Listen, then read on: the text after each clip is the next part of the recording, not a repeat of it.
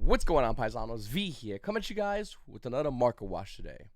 You know, looking over at Magnificent Mavens, I want to talk about nothing but this set, this video. And the reason why is because there's so much happening in this set, and I think Yu-Gi-Oh! Players front end are looking at their Shizu cards, but there's so much more though. There's a lot more happening that I think you need to know about this set. And now that the prices are pretty much settled, we can actually approach the set and attack it and figure out why this card has so much money. Is it worth buying this card? Do you sell it if you pull it? And that's what we're going to be doing in today's video. Before I begin, make sure to hit the like button, subscribe button, comment down below, Paisanos. What have you bought from Magnificent Mavens? Now, right off the gate, I'm telling you right now, just me personally, I'm seeing trash. No offense to Blue Eyes Dragon or Dark Magician Girl. I don't care about those cards. To me, as a competitive Yu-Gi-Oh player, those cards do nothing. They're sincerely for collectors players. So, being the fact that it's sincerely for collector players, if I was to pull one of these cards, I'd immediately throw them away. I'd sell them. I'd sell them immediately.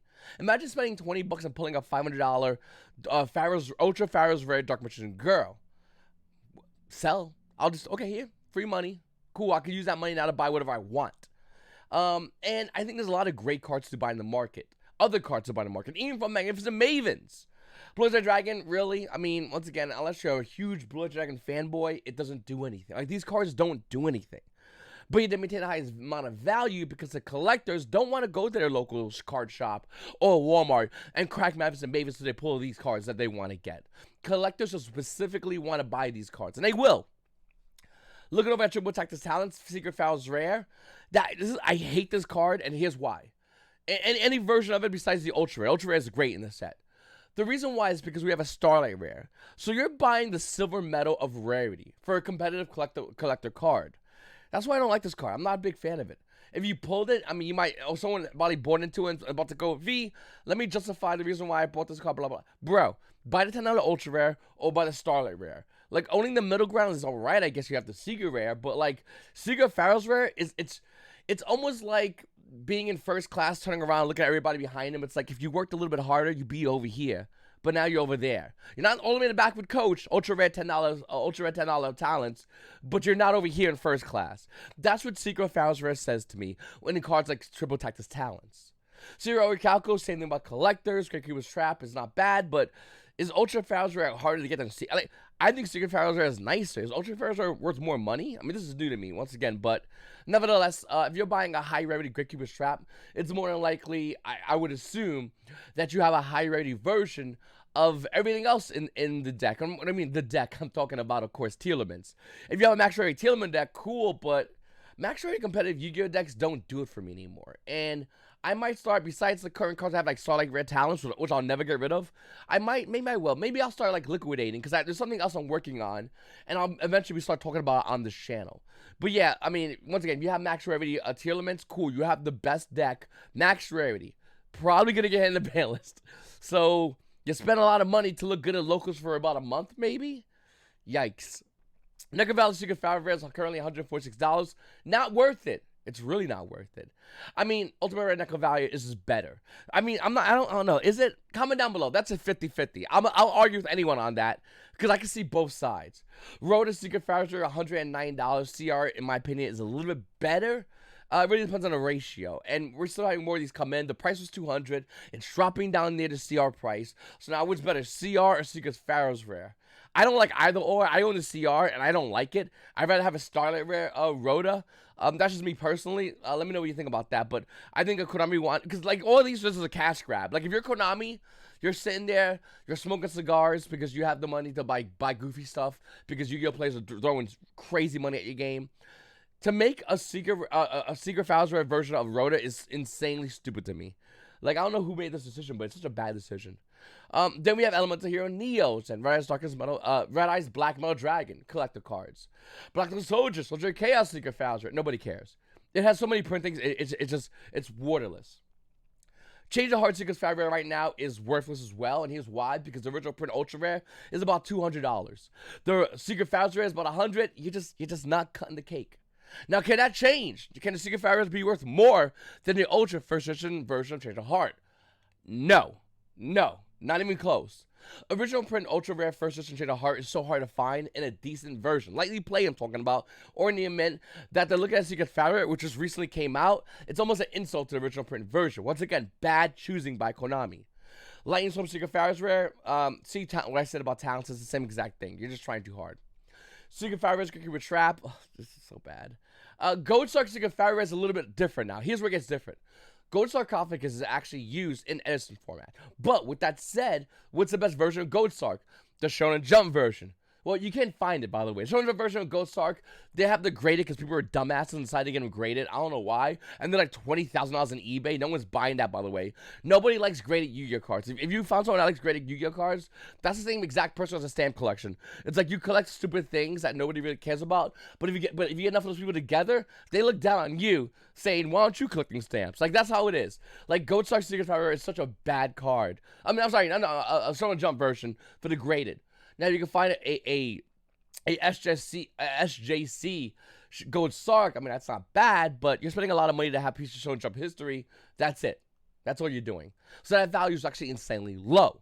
Looking at Secret Pharaoh's Rare Gold Sark, it's not a bad buy. Ultra Pharaoh's Rare, a little bit more money. I personally like Secret Pharaoh's Rare, my personal opinion. Let me know which one you like. Mirror Force Secret Pharaoh's Rare is a joke once again. Original print first edition blows out the water. Crystal Bond, Konami not even trying. Toon Kingdom, you made this ultimate rare. It's silly. True Name Nemesis, does anyone know what this card does without looking at it? Like, these are just all goofy. Alright, that's fine talking about Magnificent Mavens. Now, here's what I love this set in ultra rare, and here's why. Because everything in this set is like $11 and cheap, which is great. Even though I have the higher rarity cards, I do like the fact that Konami can make a lot of these cards cheaper for you guys, for the Yu-Gi-Oh players. Just because I can afford to have higher rarity stuff, it's not fair that you're forced to afford to have that. And to see reprints like Triple Tactics Talents being $10, Evenly Matched being $11, that's excellent. Should have been done sooner, but I'm glad we have it here nonetheless. Looking at Evenly Matched being roughly around $11. If you don't have it, get it. Talents, if you don't have it, get it. Obviously, I mean, that's great. Going to pay 2 on TCG player. They're Shizu Monsters. Man, these were like $30. Anyone? And before I crap on those who bought them at that $30 price range, I just want to say what you bought wasn't the card. It was the time that it took for you to get the card. And is it worth it? If you're going to regionals that weekend, if you're going to YCS at Pasadena, then the answer I would say is yes, it is worth it to get these cards. But if you're buying these to go to locals, nope. And I know some of you might go, well, V, some of these could have been short printed. Cool. If one of them stood at $50 and the rest went down to like $5, $10, $7, I mean, you still save a lot of money by waiting. What you bought was time. That's the only thing you bought in this situation, in this exchange. I'll tell you right now, I spent about $10 from each of my Shizu cards. That's fine. I'm happy with that. I have the cards physically here. I can start testing it. I'm going to start doing my live streams, Twitch TV, YGOPaisano. I'm going to start getting the flow of that. So I'm okay with all that. But are you okay with that? And that's a question you might have to ask yourself. Lightning Storm being $6 is great. Once again, Infinite Permanent $6, excellent. Harpy's Featherstorm at $4, sure. I mean, yeah, okay. By the way, I love the artwork of this card. This is the artwork of the TP8 Harpy's Featherster, which is roughly around $1,500 because there's an old school hard to get super rare, and the Konami just made it ultra rare. And this is why, even though I love the TP8 Harpy's Featherster, even though I can literally buy that card today, I won't. And the reason why is very simple is because Konami's gonna make a Starlight rare, an Ultimate rare, and just blow the super rare out the water. Will the super rare still hold value? Yes, but it will lose value that it will never recover. Appaloosa Bodegas being $4 is a great. Once again, if you don't have, you know what? I own a Starlight Appaloosa, and for someone who owns one of those cards, I kind of want to. I might buy it after this video. I might just buy an Ultra Rare. The Ultra Rare does look nice. BLS Soldier of Chaos, Konami. We get it.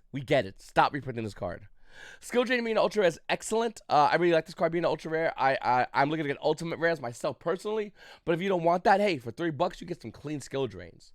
Sky Striker Mobilize Engage. All right, finally, you need to get Sky Strikers. Everyone should own Sky Strikers. It is a cheap deck core that doesn't die. Konami loves making more Sky Striker stuff, and I really do think a lot of Yu-Gi-Oh players that are looking to go in and say, hey, V, what's a good deck core to buy? Sky Strikers. It is the biggest bang for your buck in this game in the past, I would argue, 5 years. When did it come out again? 7 years? Like, insane. And it sporadically still sees play. Recently winning a YCS. Sky Strikers is a great deck core to buy, and Magnificent Mavens gives you, the player, an opportunity to go ahead and buy this. The only card that you're gonna have to spend a little more money on is Sky Striker Maneuvers Afterburner. It's a little bit more expensive. It's not a lot, but it is a little more expensive. Other than that, it's dirt cheap. Mobilized Linkage is the most expensive card at Magnificent Mavens. Do you own Strikers? If you don't, seriously. But I don't care if you don't play. It's not your play style. It's not mine either. I own a deck almost fully max rarity because I understand that it has that longevity, and I think it will continue to. Sword Souls has been around, but let's be honest, is Sword Souls going to continue to be around? That's a good question. It's slowly dying off, but, I mean, is it worth buying? Moya being $2 is definitely better than $60 price, but is it even worth it? Comment down below. Let me know what you think about that. Totally awesome. Another card, $1.41, cool, but way past its prime. Had Konami not really hit frogs yet, I think we can see Totally Awesome being a lot higher, but since it's hit, it's lower, of course. Goes and match being 50 cents is pretty cool as well. Once again, a nice floodgate, dirt cheap. Ice Dragon Prisons, I always say to buy it. I still own the Secret Rares and the Ultra Rare playset, but obviously this Ultra Rare playset being $1 is great for a lot of you players, so debating getting it. If you don't want to spend a lot of money on Change of Heart, remember when it came off the balance and went to like insanely high prices? It's $1. Good buy. Great buy, actually. And I guarantee a lot of you players are slowly picking this up. That's why you see 89 listings, as opposed to Goza, which is 106, but you need a playset of. Let's see what else we got here. Widowmaker used to be so much money. Ultra Rare Widowmakers right now is 70 cents, like dirt cheap. Borosaur Dragon is still a great card. Like, if you don't own Borosaur Dragon, it's a perfect time to buy it. It's $1. Melancer Strict, also a great card to buy as well. You need one of each. That's it. You don't need to buy threes. Cancel the being 50 cents is not bad. Once again, another great pickup. Entis Ultra Rare. I don't own the Ultra Rares. I own the Super Rares, but I really need to go pick up myself some Ultra Rares. I'm going to put that aside. After this video, I got to pop that. Either save it to my cart or usually buy on the spot. Black Little Soldier Envoy Bidding is really cool for anyone looking to play older formats. I'm going to be talking about older formats a lot in the future of this channel, but not yet. And I'll make a reason why.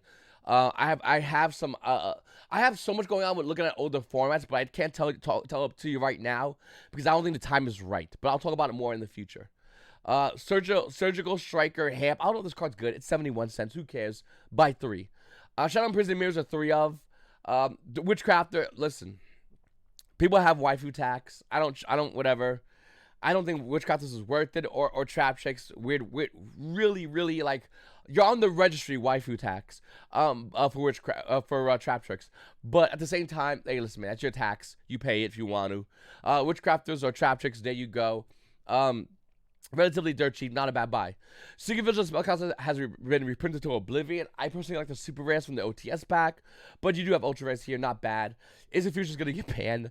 I mean, if you have Common, I wouldn't even spend 37 cents. This card's not worth buying. I know I'm skipping all the Sword Souls. I already talked about that. You know, if you want to hit that up or not. Mizuki's only used for old formats and random zombie kids.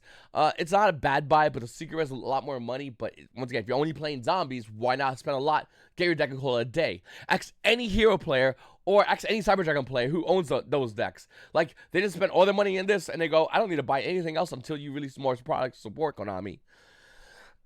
So there's that. Another Galaxy Eyes Afterglow Dragon. Someone's going to go, V, this card, blah, blah, blah. I don't care. I don't care about Galaxy Eyes cards. I'll be honest with you. Majority of them don't do nothing but have a lot of hype from fanboys. Sorry. I don't want to sound mean, but I'm just so burnt on years of Galaxy Eyes cards coming out or Red Eyes cards coming out besides Dragoon. And random fanboys go to me and go, yo, Galaxy Eyes is going to be good again, V.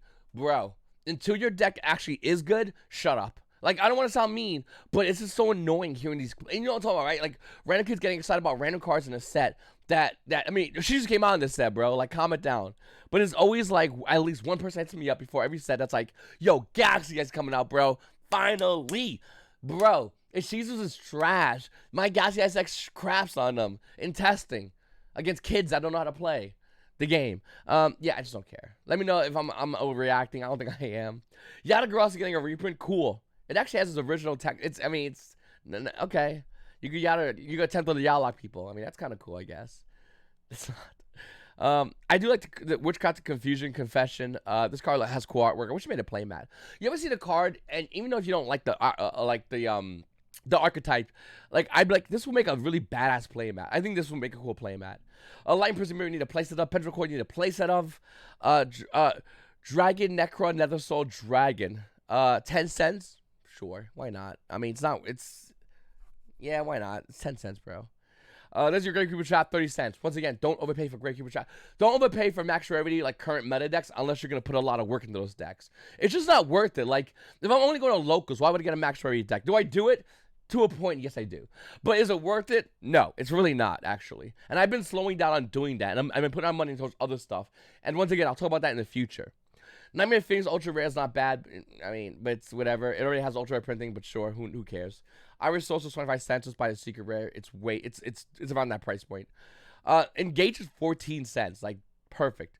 Cyber Wrestling was 14 cents. 24 cents. But it has a Secret Rare printing, right? So, like, wouldn't you get that? I don't know. I'm confused. Like, unless you're like I'm a Star Dragon player on a budget, and that's fine. Then you got your rev system, and then eventually you'll just get the Secret Rare because that's all the deck you'll play probably. Hero Lives getting a Ultra is actually really cool to see. I mean, heroes are a virus. They're a disease. They're a sickness of the mind. And at the same time, I just want to say that, like, hero players, like, if you don't, like, there you go, and then eventually get ultis, and then yeah, I don't know. It's weird. But in your defense, I'm slowly starting to build heroes. I don't want to say too much about it because I don't want you guys going crazy.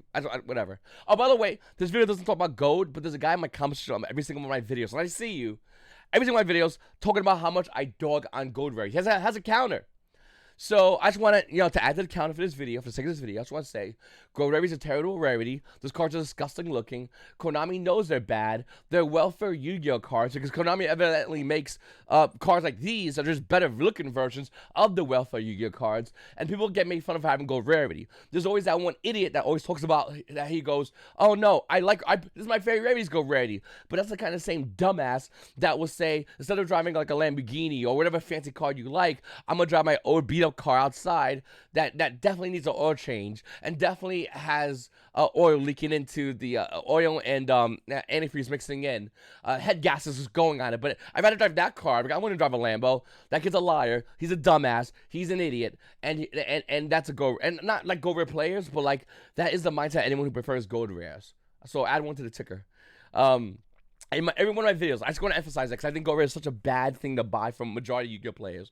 Very few cards, I would actually have an exception. And I've talked about that on this channel. All right, going back to it. Anti-Swap Fragrance is 18 cents, and you should own a playset of this card. What else do we have here? Ghost meets... Mayakashki's. You know what? I don't like Mayakashki's. I like the artwork. I don't like the way it plays.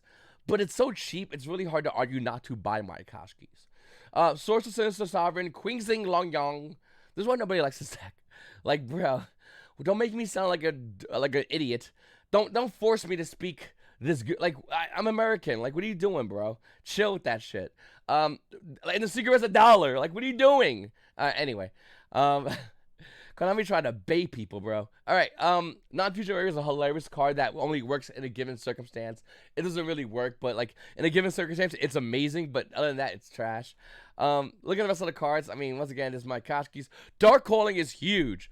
Dark Calling is 8 cents, bro. I'm about to buy 6 of these. Like before, Dark Calling had an 8 cents printing in Magnificent Mavens. The rare was like $7. Like it was insane, and you can still buy the rare for a decent amount of money. But like Ultra Rare Dark Calling is clean. Good job, Konami, for doing that, by the way. Full Return 10 cents. I think it had super rare reprinting, printing, so sure.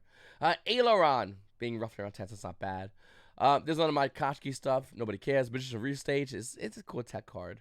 Dragoback, the Rideable Dragon. You need one of these if you're looking to play adventure, the adventure package. It's still good. It's just not being played right now because we're in a tier 0 meta, which people think is healthy. Some think it's not healthy. Should I even have a video talking about tier 0? Like, maybe I should dedicate a video talking about why I think, even though I like tier elements, it's my favorite deck card. It's so fun to play. I think tier 0 is super unhealthy for the game. Maybe I'll do that in another video. I'm looking around seeing, okay, we're getting close to everything. And looking around, I mean, Catchmark doesn't see playing as much. Oni Bamaro, Sword Soul Sweeper. You need one of those. It's 8 cents. Not bad. You just need one. The card still sees play. Doom Dozer. Look at that. Not bad. Exchange Open Spirit. Get a playset of that card if you're looking to play tier elements. I haven't got it yet, but like I gotta get a playset. Alright, what else do we have here? Vampire's Curse has cool artwork. The card's terrible though. And a bunch of other cards. Okay, these are the other Pharaoh Rares cards that some are on TC players, whatever. I don't know. Yeah, listen. I think Magnificent Mavens is an amazing set. but you have to approach it in a way that you can get value off it today. More importantly, you can get long-lasting value with some of the floodgates like anti-spell fragrance and Goes to Match. Some of the archetypal things are not bad, and of course, Waifu Tax, you always pay that to the side. But like Sky Strikers is in here with Aileron and Hamper. Those cards are great, and Strikers was really good. And given we would not have been in a tier 0 meta, we would have seen Sky Striker players, and we still might see play. I like Strikers a lot. I think they're really cool. But they're not going to see as much play because, like, they just get absolutely outgrinded. And that's their gimmick. That's their shtick. They're meant to outgrind you as turns progress. But since we're in a tier 0 format, they can't breathe. So it doesn't really happen. But yeah, listen, let me know what you think about Magnificent Mavens. I really wanted to go over the set in as much detail as possible. And give you guys the full breakdown. The masterclass of Magnificent Mavens, I really do like the set a lot. I think buying Sealed is still terrible. Screw Goats. I don't know what to counter. I think Goat is disgusting. But there are a lot of great cards in this set that I think will have great value for players, and a chance of increasing in value as time goes on. If you can get the archetype stuff, like even Sword Souls, even my Akashikis, why not grab it, throw it in a deck box, put it to the side. It's relatively inexpensive, and it may get some support in the future, which will obviously make the cards see play. And if it sees play, you'll already have owned the cards when nobody really wants to look at them, and people don't want to look at those archetypes right now. Paisanos, I really appreciate you guys watching my videos. Go to my website, YGOPaisano.com. I'm good. I put an order in today for more fuel centers, but what I have is everything on my website. I didn't get no more of those. So if you go to my website, YGOPaisano.com, and you see the fuel centers and tokens, that's it. There's no more of those coming with this next order. This next order is going to be brand new. And this next order is going to be absolutely insane. It took a long while for my guy to work on it, but I think we got a good thing happening in the next order. I really can't wait to show you, but make sure to check my website, YGOPaisano.com. It's your boy V, and you Paisanos. You Paisanos have a great day.